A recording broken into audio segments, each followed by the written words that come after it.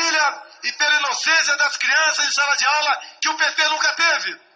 Contra o comunismo, pela nossa liberdade. Contra o Foro de São Paulo, pela memória do coronel Carlos Alberto Brilhante Ustra, o pavor de Dilma Rousseff. A capital, tomada no momento. Mas o antipetismo não começou no impeachment da Dilma. Isso foi o resultado final do que aconteceu durante o governo Dilma. Mas como foi o governo Dilma? A gente vai falar aí disso pra gente entender o fim da democracia brasileira.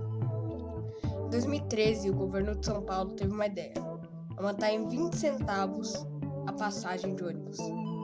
E bem, a extrema-direita, que já tinha um ódio do PT, que já estava governando há 10 anos, após isso teve uma oportunidade perfeita para fazer manifestações e ganhar força para vencer as eleições de 2014. Só que depois... Eu tô sendo preso aqui sem motivo, cara. Eu tô sendo preso sem motivo. Não, você não tem motivo. Depois disso, cidades de todo o país estavam tendo manifestações mais violentas desde o golpe de 64. Com isso, a polícia obviamente foi violenta. Não estou defendendo aqui a polícia. E com isso, os manifestantes ficaram mais violentos. E esse movimento ia simplesmente contra tudo e todos que estavam no poder em cada uma das esferas do Brasil. O Haddad criticou partes das manifestações, o Alckmin a mesma coisa, e no dia 21 de junho, Dilma foi mais uma a criticar as jornadas de junho. Mas nessa parte eu vou ter que abrir um parênteses aqui. A Dilma e todos os políticos que criticaram as jornadas de junho foram contra apenas a violência e não a manifestação em si. E isso que é algo que a gente não se vê hoje em dia. O governo apoia um protesto, mas assim, vamos falar a verdade. As jornadas de junho não foi um movimento bonito que criticava o governo. E só, ele teve sim muita violência e foi a tragédia que iniciou o quase fim da democracia brasileira. Os manifestantes usaram de tudo, entre aspas, mostrar o descontentamento com o governo. Eles fizeram coisas como pichar lojas, tacar fogo em tudo e usar os black blocs para destruir tudo e acabar com a paz que existia no Brasil.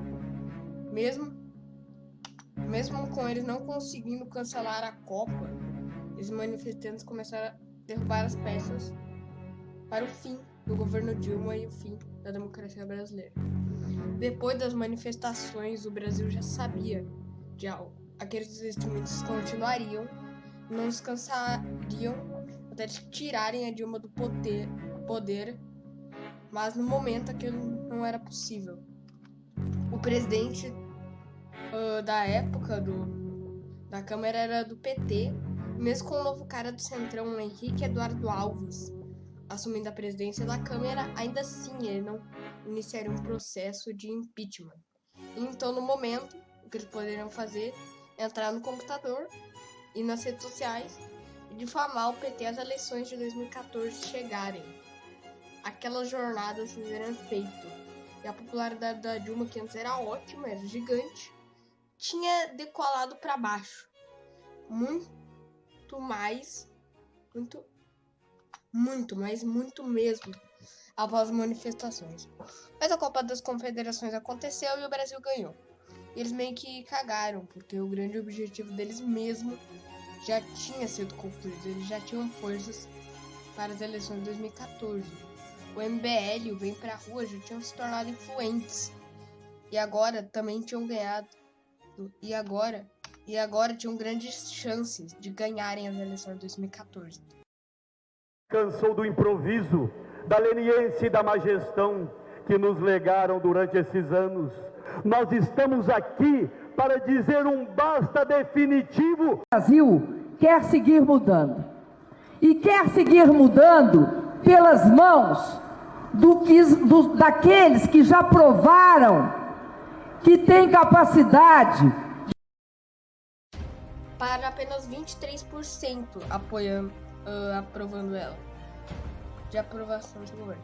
E o Centrão simplesmente tinha quebrado com a Dilma, e agora o PT estava sozinho na política brasileira. E agora a gente chega em um momentos mais importantes para entender o Brasil atual.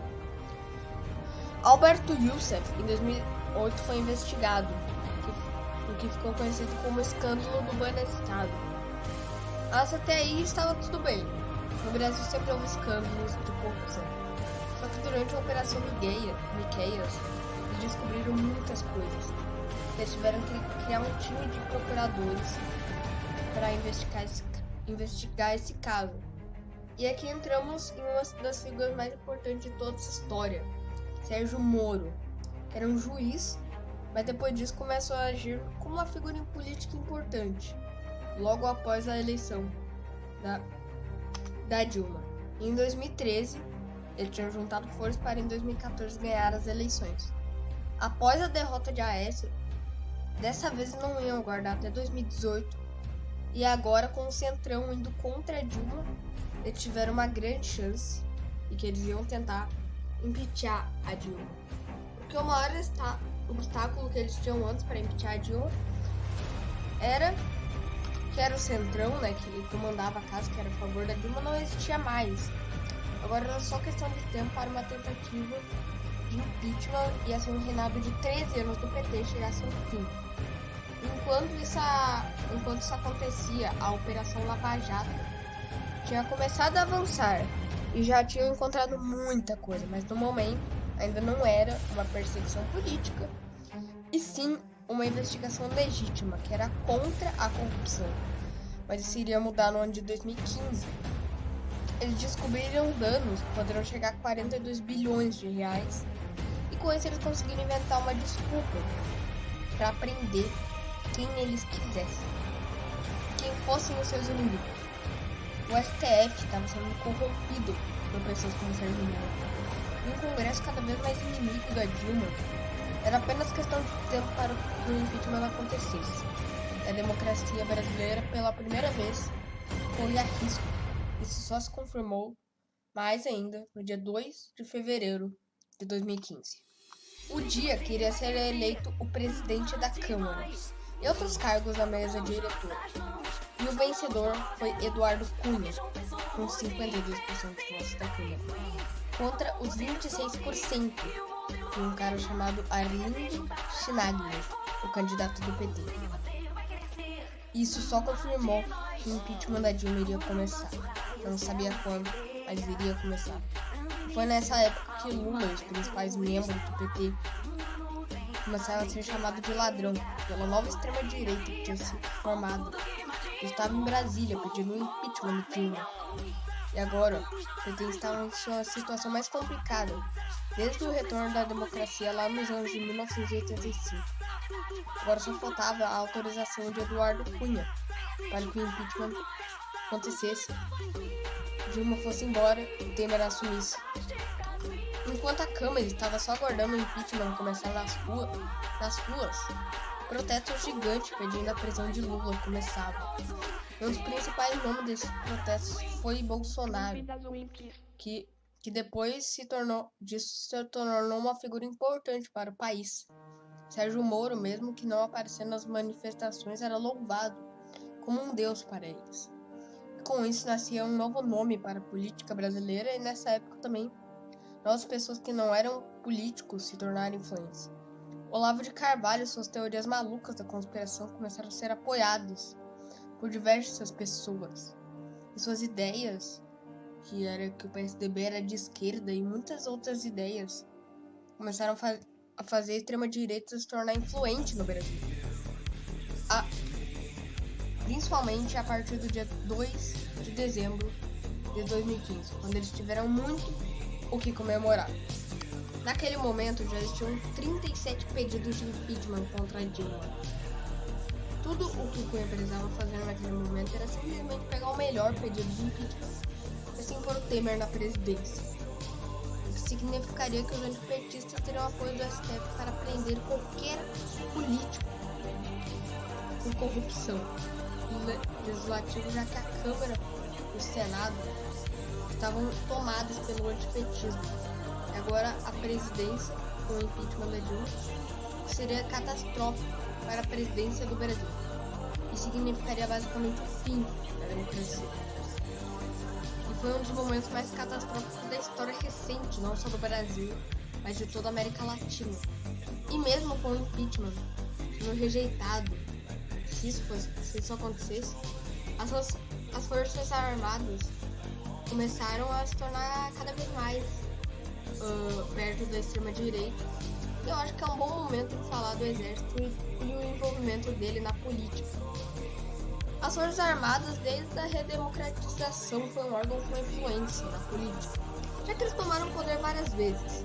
E assim, pensa que você é um presidente e tem um exército, você vai ir contra eles? Eles têm as armas, e com isso eles podem tomar o poder a hora que eles quiserem. Mas por causa disso, os políticos sempre foram amigáveis com o exército.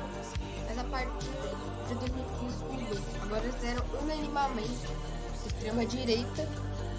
E se o impeachment da Dilma não acontecesse, ainda tinha um plano C: invadir Brasília e tomar o Palácio Presidencial. Enquanto o impeachment acontecia, a Lava Jato continuava. Em 2016, a operação tinha oficialmente saído de uma operação para investigar a corrupção e acabou se transformando em perseguição política. Quando foi descoberto que partidos como o PMDB e o PP financiavam a corrupção que acontecia na Petrobras. Com isso, foi só encontrar algum político do PT que era corrupto, que existem sim, e assim criar a imagem falsa de que o PT era um partido político que foi criado com o único objetivo de roubar o máximo possível, e que todos que eram de esquerda estavam envolvidos com o esquema de corrupção. E isso deu a impressão para milhões de brasileiros que a Lava Jato e o Sérgio Moro estavam acabando com a corrupção, o que era mentira. Eles só estavam criando mais corrupção. O processo de impeachment na Câmara tinha sido aprovado, passando o processo para o Senado, e a votação só mostrou que aquele seria o fim da Dilma, com a maioria dos deputados mais votados em 2014 votando a favor do impeachment. Um deles, e o mais importante, sendo o Bolsonaro, que antes era um político desconhecido no cenário federal, e agora tinha tido a maior votação para deputado federal no Rio de Janeiro em 2014, o que mostrava que as coisas não estavam indo bem para a esquerda e para o PT a partir de 2015. O processo de impeachment então foi passado para o Senado, e os principais políticos, que nem na Câmara, votaram a favor do impeachment. Romário foi a favor. Anastácia, de Minas Gerais, a favor. Álvaro, do Paraná, a favor. Lázaro Martins, do Rio Grande do Sul, a favor. Simone Tebet, do Mato Grosso do Sul, a favor. Todos os senadores de São Paulo votaram a favor. Durante a primeira votação, 55 dos senadores votaram a favor do impeachment e apenas 22 votaram contra, o que fez Temer se tornar o próximo presidente do Brasil durante 180 dias. Enquanto isso acontecia, estava tendo uma comissão especial no Senado, com Raimundo Lira, do PMDB, sendo o presidente da comissão, e na comissão daí, Miguel Reale Júnior e Janaína Pascoal, os autores do golpe, foram ouvidos pela comissão com uma defesa composta por Nelson Barbosa, José Eduardo Cardoso e Katia Abreu. E após isso, no dia 25 de agosto, começa o julgamento final. 4 dias depois, Dilma vai ao Senado e diz que tudo aquilo era um golpe de Estado, o que é completamente verdade. O PSDB e o Centrão já estavam com raiva do PT por ter 3 mandatos seguidos já, acabaram se aliando com a extrema-direita para ganhar as eleições de 2014, mas eles perderam. Mas isso não importava em 2015, com Eduardo Cunha presidente da Câmara e a Lava Jato destruindo a democracia.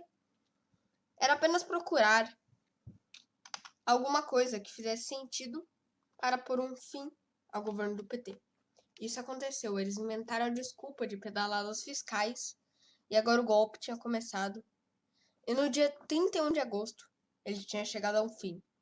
Dilma não era mais presidenta do Brasil. Prometo manter, defender e cumprir a Constituição, observar as leis, promover o bem geral do povo brasileiro, sustentar a união, a integridade e a independência do Brasil. A era petista acabava e a democracia estava chegando ao fim no Brasil. O Centrão tinha assumido e agora o sonho do PSDB era realidade. Eles tinham poder em suas mãos, mesmo que não diretamente. Agora eles, com o Congresso completamente infestado de antipetismo e corrupção, eles conseguiram passar diversas reformas que destruiriam o Brasil, como o PPI, Preço de Paridade Internacional, que é o grande motivo da gasolina estar cara. Desde os anos 60, a democracia nunca esteve tão ameaçada. E agora, com os principais aliados do PT preso e o Centrão no poder, faltava pouco para o maior objetivo da Lava Jato estar concluído: prender Lula. Isso não faltava muito pouco para acontecer. Mas que Temer não tivesse ideologia, o seu gabinete é comparável ao atual de Jair Bolsonaro. Pessoas como Onyx, atual aliado do Bolsonaro, candidato ao governo do Rio Grande do Sul pelo Partido Liberal, partido de Bolsonaro, e a Cristiane Brasil, filha de Roberto Jefferson, o líder do PTB, partido de extrema-direita aliado do Bolsonaro. E por mais que ambos não tenham ideologias, os seus apoiadores têm. E essa ideologia é conhecida como reacionarismo, uma das ideologias que mais matou durante toda a história da humanidade. E o seu governo foi comemorado por aqueles que diziam ser contra a corrupção. Foi extremamente corrupto, uma ironia completa. Diversos senadores e deputados federais até repensaram se foi uma boa ideia terem votado a favor do golpe, como Romário. E cada vez mais, diversas pessoas eram a favor de mais um impeachment, mas dessa vez contra Temer. Os casos de corrupção envolvendo a JBS e o silêncio de Eduardo Cunha, que tinha sido preso, fizeram diversos deputados começarem pedidos de impeachment contra Temer, mas nenhum deles foi aceito. Agora Rodrigo Maia era presidente da Câmara, e agora era o fim do PT. Mesmo com todo o movimento anti-Temer, o PT não teve apoio do Congresso para fazer com que aquele governo que não foi eleito acabasse. Mesmo tudo isso sendo popular. Agora a Lava Jato, para salvar sua pele, decidiu investigar Temer. Eles não queriam isso. Nem o Moro, nem a Lava Jato queriam investigar o Temer. Mas era necessário para seus apoiadores continuarem sendo lava-javistas e eles continuarem com o discurso anticorrupção. Já que agora a estratégia do PSDB de apoiar a extrema-direita tinha dado errado. E agora um problema sério tinha chegado. Desde 2013, o PSDB e o Centrão se tornaram aliados da extrema-direita para tentar ganhar as eleições de 2014 e depois fazer o golpe. Mas o tiro tinha saído pela culatra. E agora a extrema-direita liderava o discurso antipetista. O Olavo de Carvalho e o Bolsonaro tinham crescido tanto que não dependiam mais do PSDB para existir. E agora eles, com suas mentiras de anticorrupção, agora estavam ganhando força política. E tiveram ideias que ninguém na história da política brasileira tiveram. Ideias como o PSDB é comunista, ou o regime militar foi bom, eles usam a palavra regime, mas foi ditadura, nunca tinham sido levados a sério antes. Mas com toda a crise política brasileira, pessoas começaram a acreditar nesses absurdos. E agora, eles tinham alienado milhões de brasileiros no nível de ter chance de ter seu próprio candidato e ganhar as eleições. E esse candidato tinha um nome: Jair Messias Bolsonaro. Ele tinha sido um deputado federal que há anos era ignorado e não era influente. Até 2014, quando virou o candidato mais votado do Rio de Janeiro para deputado federal. E durante a votação do impeachment, foi um dos deputados mais importantes. E agora estava famoso e era o principal nome da extrema-direita, que agora era grande no cenário político nacional, no nível de lançar a própria candidatura à presidência da Câmara em 2017, ganhando incríveis 4 votos. O que era óbvio, o Centrão com Rodrigo Maia tinha controle do Congresso e Bolsonaro não tinha nenhuma chance de se tornar presidente da Câmara. Mesmo com essa vitória humilhante para a extrema-direita, derrota, quer dizer, ele já tinha uma candidatura lançada para 2018. E agora a gente vai começar a falar da primeira eleição com resultados manipulados desde 1926. Aqui eu quero dizer uma coisa, tá? Quando eu digo resultados manipulados, eu não quero dizer que fraudaram as urnas, mas que o resultado foi manipulado porque eles removeram o principal candidato e que ia ganhar durante as eleições. A gente vai falar sobre isso depois. As eleições tinham começado e as coisas estavam indo extremamente bem para Lula. Estava em primeiro lugar nas pesquisas. Marina estava em segundo e Bolsonaro estava em terceiro. E se você pensar que apenas 2 anos antes o impeachment da Dilma tinha sido aprovado no Senado com 60 versus 21, as coisas estavam indo extremamente bem para a esquerda, e aquele cenário só mostrava que o golpe nunca foi realmente popular no Brasil. Mas as coisas iam mudar dia 7 de abril de 2018. Luiz Inácio Lula da Silva chegou na noite deste sábado à sede da Polícia Federal de Curitiba, onde vai começar a cumprir sua condenação de mais de 12 anos de prisão por corrupção. Lula havia sido detido à tarde em São Bernardo do Campo e manifestantes contrários ao líder do PT foram até o local e soltaram fogos de artifício para comemorar a prisão. Do outro lado de uma... Inácio Lula da Silva tinha sido preso. A prisão de Lula foi uma grande vitória para a extrema-direita e para a Lava Jato. Eles tinham concluído seu objetivo, pôr um fim ao PT e a Lula, inventando acusações falsas sobre o sítio de Atibaia. E após isso, o PT, pela primeira vez na história, podia não ir para o segundo turno. Após isso, 2 pessoas se tornaram possíveis nomes para a esquerda: Ciro Gomes e Marina. Porém, Marina estava caindo em intenções de voto, e agora Ciro tinha chance de pôr um fim à polarização PT-PSDB. E agora algo que você tem que entender, tá? Em 2018, nos primeiros meses da eleição, todos da esquerda previam Alckmin ir para o segundo turno e Ciro, ou qualquer que fosse o candidato do PT, o seu oponente.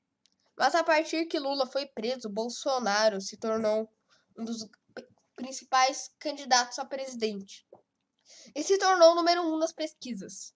E com isso, Alckmin deixou de ser um grande candidato, mesmo que Temer e todos aqueles que tinham dado um golpe no PT apoiassem ele. Durante as eleições de 2018, quase nenhuma coligação existia. Alckmin tinha o apoio do governo e de toda a elite política, mas com a extrema-direita se tornando protagonista no discurso anti-PT, Alckmin ficou apoiado apenas pela elite política. Já a esquerda estava dividida em diversos candidatos, como o Ciro, o Haddad, que foi o candidato do PT, e a Marina. Mas agora Bolsonaro tinha ganhado apoio de uma das pessoas que foram essenciais para ele ser eleito presidente, Sérgio Moro, que depois de tudo que aconteceu tinha se tornado um herói para toda a direita e o centrão. Mas ele cada vez mais estava se aproximando da extrema-direita. O que eu vou ter que falar aqui.